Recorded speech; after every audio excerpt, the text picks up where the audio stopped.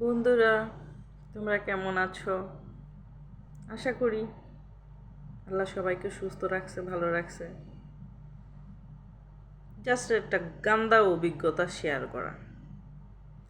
আমার মতো কারা এই শহরের ভাড়াটিয়া, যারা বাসা খুঁজাটা বিশাল টাফ, সিরিয়াসলি বলতেছি।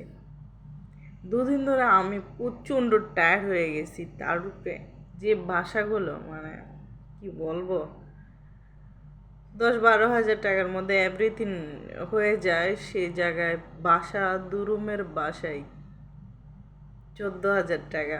মনে হয় যেন সবগুলো ফিক্সড করে রাখছে। 2 রুমের ভাড়া তোমার 14,000 শুধু ভাড়া। পানির বিল কোথায় ছিল 500 টাকা, এখন বানাইছে 1,000 টাকা। সিরিয়াসলি। তারপর বাকি বিদ্যুৎ বিল, গ্যাস বিল, সেটা তো এক্সট্রাই।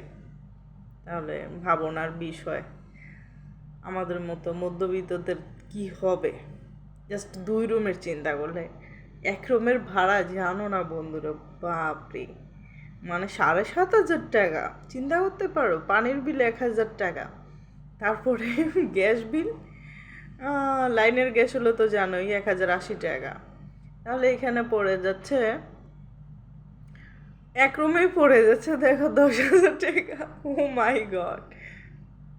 তার উপরে অনেক কষ্ট, বিশেষ করে আমাদের মতো যারা এই শহরে ভাড়া থাকি, ভাড়াটিয়া, তাদের জন্য কতটুকু ডিফিকাল্ট করে দিছে। আর 3 রুমের যদি তুমি বড় ফ্ল্যাট নিতে চাও, তাহলে তো ভাবনার বাইরে, 18-20 হাজার টাকা।